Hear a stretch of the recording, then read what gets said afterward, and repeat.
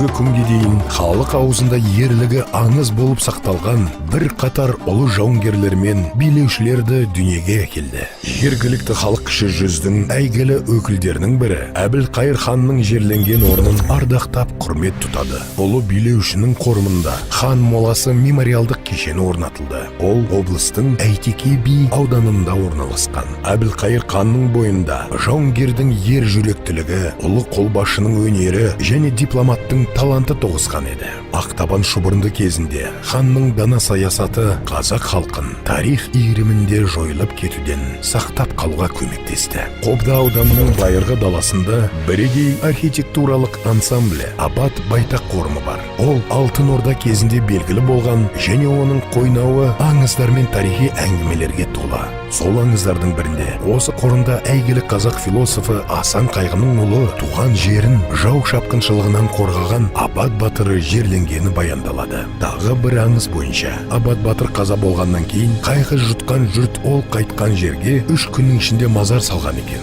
Осы себептен Абат атына бүкіл халықтық деген мағына білдіретін Байтақ сөзі қосылған.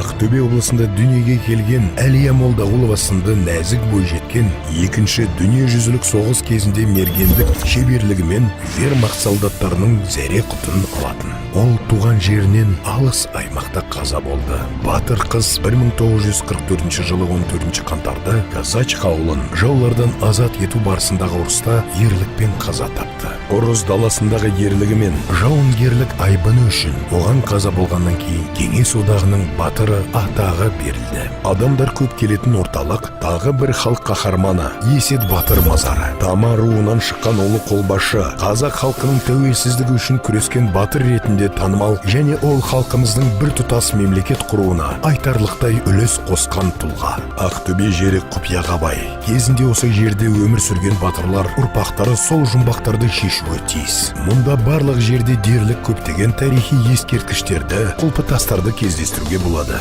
Осынау көшпелі кезеңдегі тас тесу өнері мен сәулетшілікті ата-бабаларымыз өзінің тамырын ұмытпасын деп бізге тастап кеткен. Оларды зерттей отырып, осы ежелгі аймақтың беймәлім тарихи парақтарын ашуға болады. Ақтөбеге қош келдіңіздер.